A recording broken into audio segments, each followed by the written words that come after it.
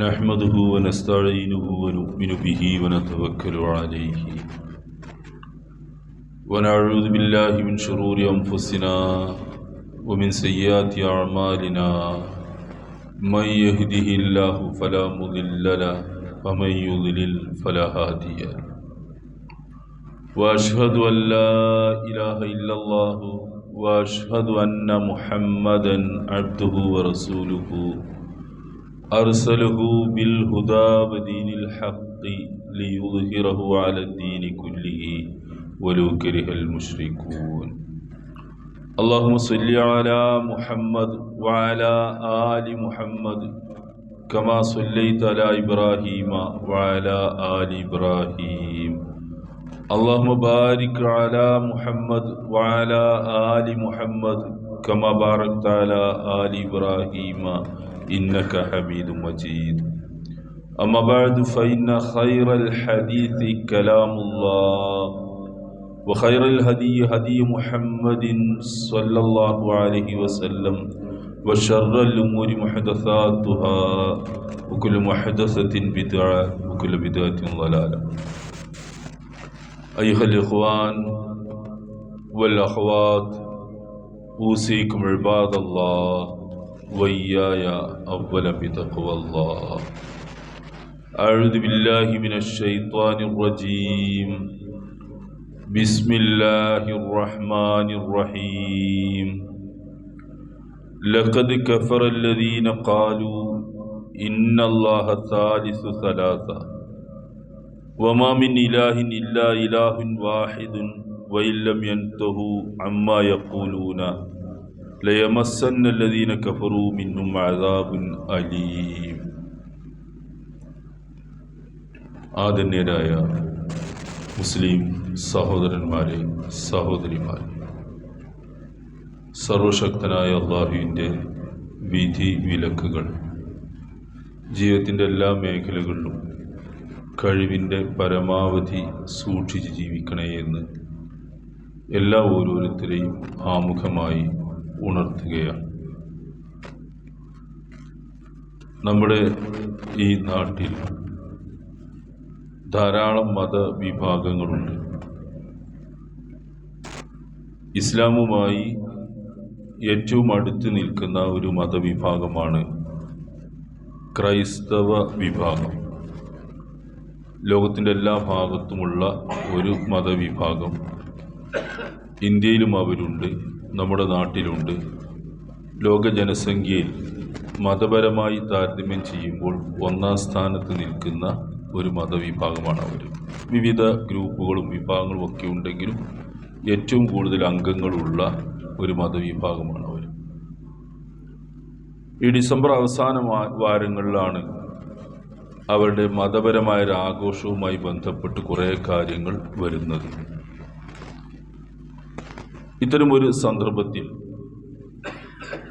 എന്താണ് ഈ മതം, ഈ ക്രിസ്തു മതം, എന്താണ് ഇസ്ലാം മതം, തമ്മിൽ എവിടെയാണ് ചേരുന്നതും പിരിയുന്നതും എന്നൊക്കെ അതിൽ അടിസ്ഥാനപരമായ ചില കാര്യങ്ങൾ സാന്ദർഭികമായി നമ്മൾ അറിഞ്ഞിരിക്കുന്നത് നല്ലതാണ്. എന്ന് പറഞ്ഞാൽ നമ്മുടെ ഏരിയയിലൊക്കെ ധാരാളം ആ മതവിഭാഗത്തിൻ്റെ ആളുകളുള്ളത് കൊണ്ട് തന്നെ വളരെ കൃത്യമായൊരു ധാരണ, അടിസ്ഥാനപരമായൊരു ധാരണ നമ്മൾക്ക് ആ വിഷയത്തിൽ നല്ലതാണ്. വിശുദ്ധ ഖുർആനിൽ നസാറ എന്ന പേരിൽ അവരെ നസാറാക്കൾ എന്നാണ് പറയുന്നത്. നമ്മുടെ പഴയ കാലത്തൊക്കെ നസ്രാണികൾ എന്ന് ക്രൈസ്തവരും ഉപയോഗിച്ചിരുന്നു, അല്ലാത്തവരും അവർ ഉപയോഗിച്ചിരുന്നു പേരതാണ്. അതൊരു ആക്ഷേപവാക്കല്ല. ആ ശ്രീ യേശു എന്ന് അവർ പറയുന്ന ഈസാ അലൈഹി ഇസ്ലാമിയുടെ ജനനം നസ്രത്ത് എന്ന് പറയുന്ന പ്രദേശത്താണ്. അങ്ങനെയാണ് ആ പേര് അവർക്ക് വന്നത്. അഹ്ലുൽ കിതാബ് എന്ന് വിശുദ്ധ ഖുർആൻ ഉപയോഗിച്ചിട്ടുണ്ട്. അഹ്ലുൽ കിതാബ് എന്ന് പറഞ്ഞാൽ വേദഗ്രന്ഥത്തിൻ്റെ ആളുകൾ എന്നാണ്. വേദഗ്രന്ഥം നൽകപ്പെട്ട രണ്ട് വിഭാഗമാണ് മുഹമ്മദ് നബി സല്ലല്ലാഹു അലൈഹി വസല്ലം മുമ്പുള്ളത്. ഒന്ന് യഹൂദികൾ, ജൂതന്മാർ, ശേഷം വന്ന ക്രിസ്ത്യാനികൾ, മൂസാ നബിയുടെയും ഈസാ നബിയുടെയും ആളുകളെന്ന് അറിയപ്പെടുന്നു. ഈ രണ്ട് വിഭാഗങ്ങളും, ഈ വിഭാഗം ക്രൈസ്തവ വിഭാഗം ഈ പേരിലാണ് അറിയപ്പെടുന്നത്. ഇത് അള്ളാഹു അവതരിപ്പിച്ചൊരു മതമാണ്. നൂഹ് നബി അലൈഹി ഇസ്ലാമിയുടെ ശേഷം ഇബ്രാഹിം നബി അലൈഹി ഇസ്ലാമിയുടെ പരമ്പരയിലും പിന്നീട് ഇസ്രായേൽ വംശം വന്ന അവരിലൂടെയൊക്കെ വന്ന ഈസാ നബി അലൈഹി ഇസ്ലാമിലൂടെ അള്ളാഹുവിൻ്റെ വഹീൻ്റെ അടിസ്ഥാനത്തിൽ ഒരാദർശവും ദീനുമൊക്കെ ഇസ്ലാം പഠിപ്പിച്ചു കൊണ്ടു കൊടുത്തു വന്ന വിഭാഗമാണ് അവർ. അവർക്ക് കിട്ടിയ ഗ്രന്ഥത്തിൻ്റെ പേര് നമ്മുടേത് ഖുർആൻ, അവരുടേതിൻ്റെ പേര് മുഹമ്മദ് നബി സല്ലല്ലാഹു അലൈഹി വസല്ലമയുടെ തൊട്ട് മുമ്പ് വന്ന നബിയാണ് ഈസാ നബി അലൈഹി ഇസ്ലാം. അതിൻ്റെ പേര് ഇഞ്ചീൽ എന്നാണ്. ആ സാധനം, ആ ഗ്രന്ഥം അതിൻ്റെ അതേ രൂപത്തിലോ പരിഭാഷയായിട്ടോ ഒന്നും ലോകത്തെവിടെയും ലഭ്യമല്ല. അത് ക്രൈസ്തവ വിഭാഗം തന്നെ പറയുന്നൊരു കാര്യമാണ്. ഇന്ന് നമ്മുടെ കയ്യിൽ കിട്ടുന്ന ബൈബിൾ എന്ന് പറയുന്നത് പിൽക്കാലത്ത് രചിക്കപ്പെട്ട ഗ്രന്ഥങ്ങളുടെ ഇംഗ്ലീഷിൽ നിന്നും മറ്റു ഭാഷയിൽ നിന്നുമൊക്കെയുള്ള ട്രാൻസ്ലേഷനാണ് നമ്മുടെ കയ്യിലേക്ക് കിട്ടുന്നത്. ഇത് യഥാർത്ഥത്തിൽ ഈസാ നബി അലൈഹി ഇസ്ലാമൊക്കെ അവതരിച്ച ഒരു ഗ്രന്ഥമായിരുന്നു. അതായിരുന്നു അന്ന് വിശ്വസിക്കേണ്ടത്. അത് വിശ്വസിച്ച ആളുകൾ അന്നത്തെ മുസ്ലിങ്ങളാണ്. ഈസാ നബി അലൈഹി ഇസ്ലാമയുടെ ഒരു ദൗത്യമായിരുന്നു തൻ്റെ കാലശേഷം അഹമ്മദ് റസൂലൻ, ഒരു പ്രവാചകൻ വരും തൻ്റെ കാലശേഷം, മുഹമ്മദ് നബി വരുന്നതിനെ സംബന്ധിച്ച് അദ്ദേഹം സുവിശേഷം, സന്തോഷവാർത്ത അറിയിക്കുകയും ചെയ്തിട്ടുണ്ട്. അങ്ങനെ നബി സല്ലല്ലാഹു അലൈഹി വസല്ലം മക്കയിൽ വന്നു. അദ്ദേഹത്തെ സ്വീകരിക്കുകയും വിശ്വസിക്കുകയും ചെയ്യേണ്ട ആളുകളാണ് ഈ ക്രിസ്ത്യാനികളും ജൂതന്മാരുമൊക്കെ. സംഗതി വശാൽ അവരത് സ്വീകരിച്ചില്ല. അവരൊരു പ്രത്യേക മതമായി രൂപപ്പെട്ട് മാറി നിന്നു. ജൂതവിഭാഗം മൂസാ നബിയുടെ മതമായിട്ട് മാറിയിരുന്നു. ക്രൈസ്തവർ ഈസാ നബിയുടെ മതമായിട്ടും അവർ മാറി നിന്നു. അവരൊക്കെ സ്വീകരിക്കേണ്ട മതമായിരുന്നു ഇസ്ലാം. അവർ ഇസ്ലാമായിരുന്നു, പക്ഷെ അവർ വേറെ മതമായിട്ട് മാറിയിരുന്നു. പക്ഷെ പിൽക്കാലത്ത് സംഭവിക്കുന്ന ഒരു കാര്യം, അവരുടെ കയ്യിലുണ്ടായിരുന്ന വേദഗ്രന്ഥം നഷ്ടപ്പെടുകയും പകരമായിട്ട് ശിഷ്യന്മാരുടെ ശിഷ്യന്മാരോ യേശുവിൻ്റെയൊക്കെ കാലശേഷം വളരെ നൂറ്റാണ്ടുകൾക്ക് ശേഷമൊക്കെ എഴുതപ്പെട്ട ഭാഗങ്ങൾ ചേർത്തുകൊണ്ട് ഒരു പുസ്തകം സമാഹരിക്കുകയാണ് ചെയ്തത്. അതാണ് അവരിപ്പോൾ അവലംബിക്കുന്ന ബൈബിൾ എന്ന് നമ്മൾ പറയുന്ന ഗ്രന്ഥം. അതിൻ്റെ ഒരു വളരെ ബേസിക്കലായിട്ട് അടിസ്ഥാനപരമായ ചില കാര്യങ്ങളാണ്. ഈ ഗ്രന്ഥം ദൈവീയ ഗ്രന്ഥമല്ല. ഇഷ്ടംപോലെ വൈരുദ്ധ്യങ്ങളും അബദ്ധങ്ങളും ചരിത്രത്തിന് വിരുദ്ധം ഒരുപാട് കാര്യങ്ങൾ, ഒരുപാട് വിഷയങ്ങൾ. എന്നാൽ എന്താണ് ഈ ക്രിസ്തു മതം എന്ന് പറയുന്ന ഈ മതം നമ്മൾ ഇസ്ലാമുമായിട്ട് താരതമ്യം ചെയ്യുമ്പോൾ വേറിട്ട് നിൽക്കുന്ന പ്രധാന കാര്യം എന്താണ്? വിശ്വാസം. 3 അടിസ്ഥാനങ്ങളാണ് അവർ ഊന്നി നിൽക്കുന്നത്. നമ്മൾ ഏരിയയിൽ ഇതൊക്കെ നമ്മൾ മനസ്സിലാക്കി വെക്കുന്നതെന്നല്ല. ഒന്ന്, ത്രിത്വം എന്ന് പറയുന്ന ത്രിയേകത്വ സിദ്ധാന്തം. ഇത് പിതാവ്, പുത്രൻ, പരിശുദ്ധാത്മാവ് എന്ന് പറഞ്ഞുകൊണ്ട് ദൈവത്തെ 3 ഓഹരി വെക്കുന്നു. ഈ 3 ചേർന്നതാണ് ദൈവമെന്ന് അവർ വാദിക്കുന്നതാണ് ഒന്നാമത്തെ വിശ്വാസം. രണ്ടാമത്തെ അവരുടെ ഒരു വിശ്വാസം ഈ പൗരോഹിത്യ സങ്കല്പമാണ്. പുരോഹിതന്മാർ എന്ന് പറയുന്നത് മറ്റു മതങ്ങളിലൊക്കെ അതില്ലാത്തതാണ്. അവർ ഈ മതമേലധ്യക്ഷന്മാർ എന്നിടയ്ക്ക് പ്രയോഗിക്കുന്നതൊക്കെ നമ്മൾ കേൾക്കാറുണ്ട്. അത് ഈ വിഭാഗത്തെ പറ്റിയാണ്. പൗരോഹിത്യം എന്ന് പറയുന്നത് അവർക്ക് അപ്രമാദിത്വമുണ്ട് എന്ന് പറഞ്ഞാൽ അവർ ദൈവത്തിൻ്റെ അടുക്കൽ, അവരുടെ വിശ്വാസം ദൈവത്തിൻ്റെ അടുക്കൽ നിന്ന് സന്ദേശം സ്വീകരിച്ചുകൊണ്ട് ജനങ്ങളെ ഭരിക്കുന്ന ആളുകളാണെന്ന്.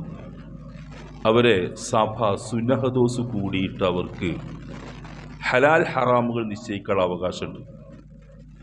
ഇന്ന കാര്യം ഹലാലാണെന്ന് സുന്നഹദോസ് കൂടി അവർ പ്രഖ്യാപിച്ചാൽ അത് ഹലാലായി, ഹറാമാണ് എന്ന് പറഞ്ഞാൽ അത് ഹറാമായി മാറും. അങ്ങനെ അധികാരമുള്ള ഒരു വിഭാഗമാണ്. ഒരുപാട് വിഷയങ്ങൾ അതിൽ വരുന്നുണ്ട്. മൂന്നാമത്തെ ഒരു സിദ്ധാന്തം, അടിസ്ഥാനപരമായ സിദ്ധാന്തം, ഈസാ നബി അലൈഹി ഇസ്ലാം, യേശു ക്രിസ്തു എന്ന് അവർ പറയുന്ന ഈസാ നബി അലൈഹി ഇസ്ലാം കുരിശു വരിച്ചു മരിച്ചു എന്നാണ്.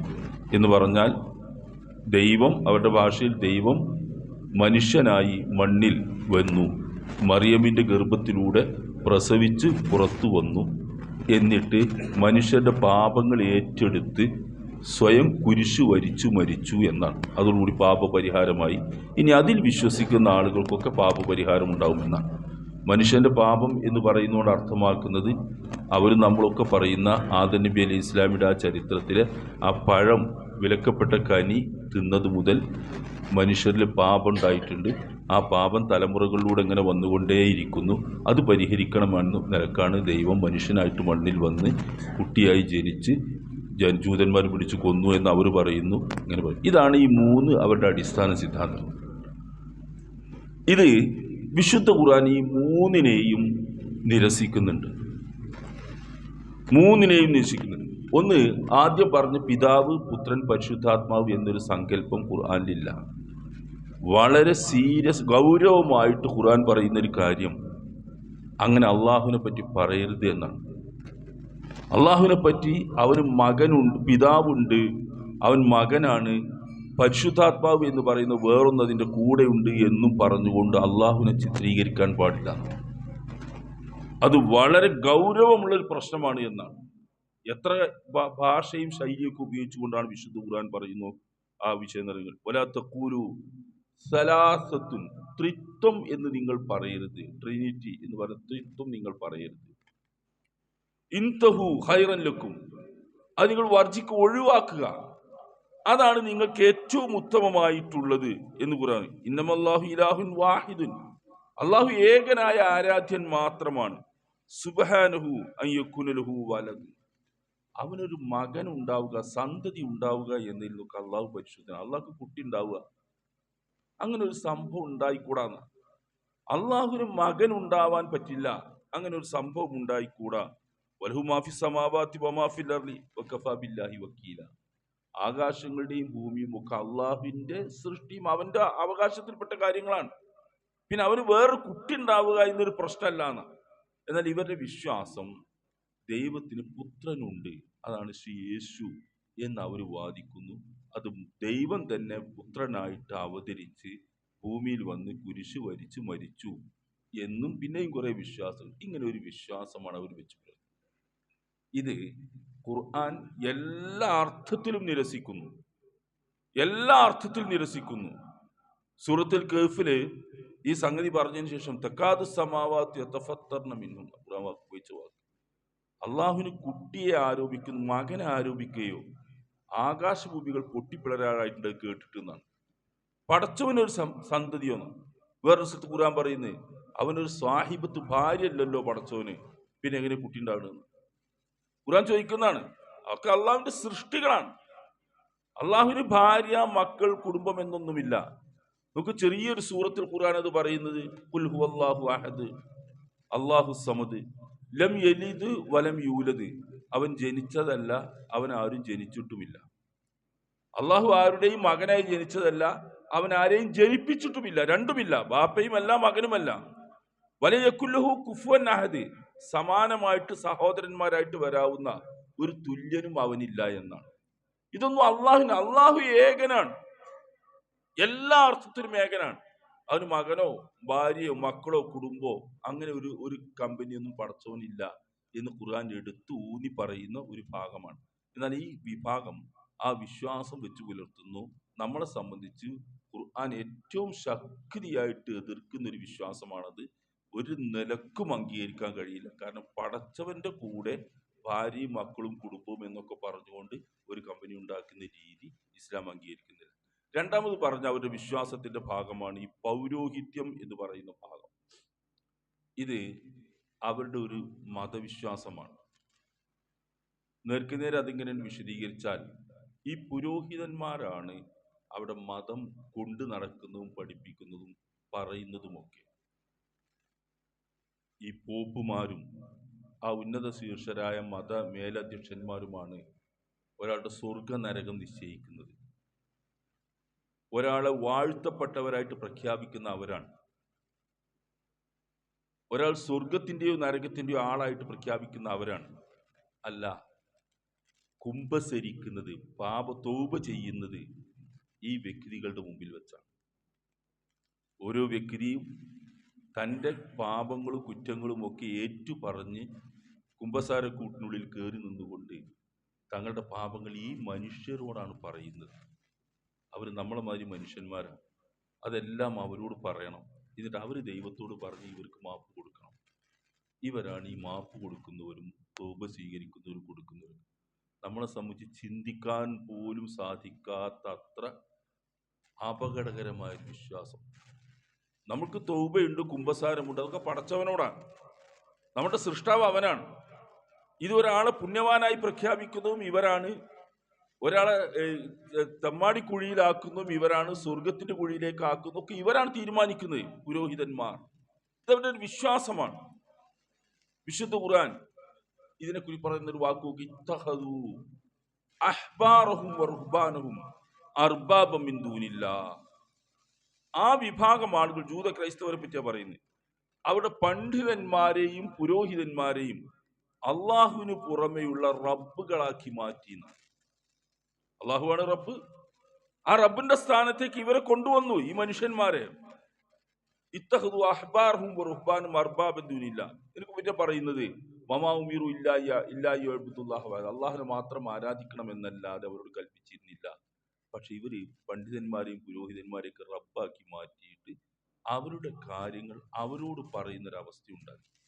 ഇവരാണ് പരിശുദ്ധരാക്കുന്നതും അല്ലാതാക്കുന്നതുമൊക്കെ. അങ്ങനെ ഒരാൾക്കും ഒരാളെയും പരിശുദ്ധനാക്കാൻ കഴിയില്ല.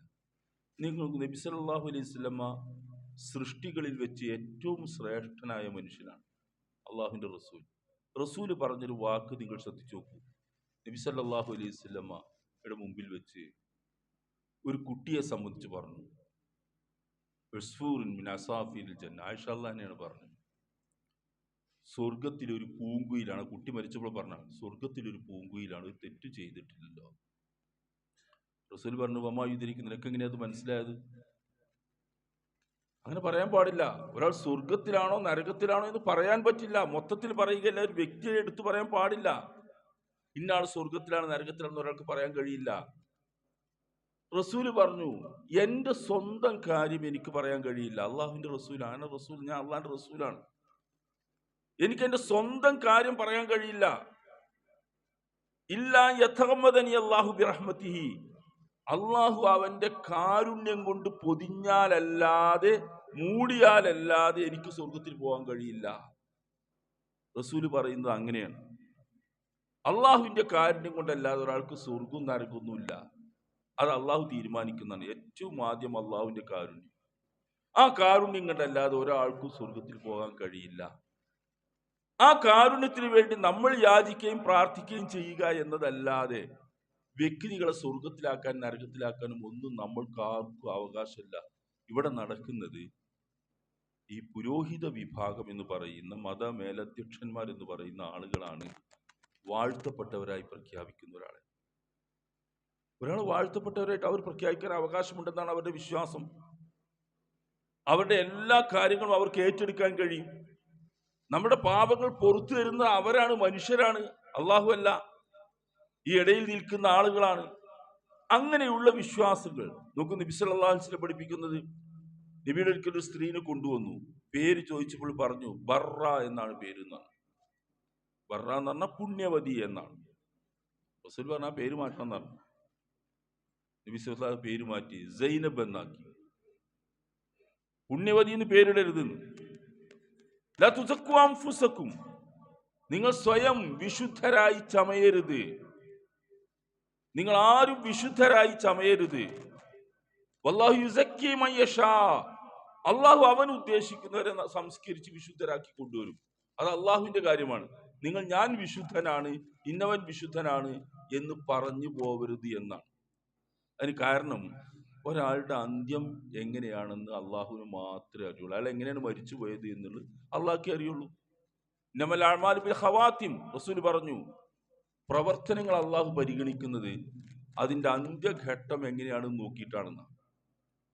അതിന്റെ അന്ത്യഘട്ടം എങ്ങനെയാണ് നോക്കിയിട്ടാണ്. ജീവിതകാലം മുഴുവൻ പ്രത്യക്ഷത്തിൽ നന്മയായി തോന്നുന്ന ഒരാളെ പറ്റി നമുക്ക് നന്മ പറയാം, തിന്മയായി തോന്നിയ ഒരാളെ പറ്റി അങ്ങനെ പറയാം, വിലയിരുത്താം. പക്ഷേ അതിന്റെ അന്ത്യം എന്തായിരുന്നു എന്നുള്ളത് അള്ളാഹുവിന് മാത്രമേ അറിയുള്ളൂ. ഒരു യുദ്ധരംഗം, ആ യുദ്ധരംഗത്ത് രക്തസാക്ഷികളായിട്ട് കുറെ ആളുകൾ നിൽക്കുന്നു, മുസ്ലിങ്ങളാണ്. ഒരാളെ പറ്റി ഇങ്ങനെ പുകഴ്ത്തി പറഞ്ഞു ആളുകൾ, അദ്ദേഹം ധീരമായി പോരാടിയിട്ടുണ്ട്, പടക്കളത്തിലതാ മരിച്ചു വീണ് നിൽക്കുന്നു, രക്തസാക്ഷിയാണ്. റസൂൽ പറഞ്ഞു അദ്ദേഹം നരകത്തിലാണെന്ന് പറഞ്ഞു. സഹാബികൾക്ക് ഭയങ്കര അത്ഭുതമായി, എന്താ ഇങ്ങനെ പറയാൻ. അവർ ചെന്നു നോക്കി, അദ്ദേഹം ധീരനായാണ്, നന്നായിട്ട് ഇസ്ലാമിന് വേണ്ടി പോരാടിയിട്ടുണ്ട്, രക്തസാക്ഷിയായില്ല. അത് അയാളുടെ ആഗ്രഹമായിരുന്നു. പക്ഷെ അയാൾ എന്ത് ചെയ്തു എന്ന് അറിയുന്നത്, ആ റിപ്പോർട്ടിൽ പറയുന്ന അദ്ദേഹം വാള് വെച്ച് അതിന്മേൽ കമിഴ്ന്ന് കിടന്നു. അവസാനം ആത്മഹത്യയാണത്. അത് ആർക്കും അറിയില്ല. അയാളുടെ അന്ത്യം എന്താണ് നോക്കിയിട്ടാണ് അള്ളാഹു തീരുമാനം കൽപ്പിക്കുന്നത്. അവസാന രംഗത്ത് ഈമാനോട് കൂടി മരിക്കണമെന്ന് നമ്മൾ പറയാറുണ്ടല്ലോ. ആ മരണം അള്ളാഹുവിന് മാത്രമേ അറിയുള്ളൂ ഒരാളുടെ മനസ്ഥിതി. ആ അന്ത്യം നന്നാവാനാണ് ശ്രമിക്കേണ്ടത്. നമ്മൾ അത്തഹിയാത്തിന്റെ കൂടെ എന്നും പ്രാർത്ഥിക്കുന്ന ഒരു പ്രാർത്ഥന ഉണ്ടല്ലോ, വമിൻ ഫിത്നത്തിൽ മഹ്യാ വൽ മമാത്ത്. അള്ളാഹുവേ, ജീവിതത്തിന്റെയും മരണത്തിന്റെയും ഫിത്നകളിൽ നിന്ന്, പരീക്ഷണങ്ങളിൽ നിന്ന് ഞാൻ നിന്നോട് കാവൽ ചോദിക്കുന്നു എന്ന് നമ്മൾ പ്രാർത്ഥിക്കാറുണ്ടല്ലോ. ജീവിതത്തിന്റെ ഫിത്ന നമ്മൾക്കറിയാം, ഒരുപാട് പരീക്ഷണങ്ങൾ വരാം, കാവൽ ചോദിക്കാം. എന്താ ഈ മരണത്തിന്റെ ഫിത്ന? മരണത്തിന് എന്താ ഫിത്ന? അതൊരു നിമിഷം കൊണ്ട് നടക്കുന്ന സംഗതിയാണല്ലോ. ആ സമയത്ത്, അവസാന സമയത്ത് കുഫ്ർ, ഈമാനെതിരായ വല്ല തോന്നലുകളും മനസ്സിൽ വന്നു പോയാൽ, അതുവരെ ഉണ്ടായിരുന്ന ക്ഷമയൊക്കെ തെറ്റി പടച്ചവനെ തള്ളി പറയുന്നൊരവസ്ഥ വന്നു കഴിഞ്ഞാൽ കഴിഞ്ഞു കാര്യം. അയാൾ ഈമാൻ നഷ്ടപ്പെടാൻ നരകത്തിലേക്ക് പോകും. അപ്പൊ ഇതാണ് ഇതിലെ വിഷയം. അപ്പൊ ഈ വിശ്വാസമൊന്നും ഇസ്ലാമുമായിട്ട് അംഗീകരിക്കാൻ കഴിയാത്തതുകൊണ്ട് ഖുർആൻ അതിനെ നിരസിക്കുന്നുണ്ട്. ഈ വിഷയങ്ങളൊക്കെ നമ്മൾ സാന്ദർഭികമായിട്ട് അറിഞ്ഞു വെക്കുന്നത് നമ്മൾ സമൂഹത്തിൽ ജീവിക്കുമ്പോൾ, അവരുമായിട്ടൊക്കെ ഇടപെടുമ്പോൾ നമ്മളുടെ വിശ്വാസം സൂക്ഷിക്കാൻ നമ്മൾക്ക് നല്ലതാണ്. അബദ്ധങ്ങൾ വരാതിരിക്കാൻ, നമ്മളുടെ വിശ്വാസം കൃത്യമായിരിക്കാൻ നമുക്ക് നല്ലതാണ്. അള്ളാഹു അതിന് തൗഫീഖ് ചെയ്യും.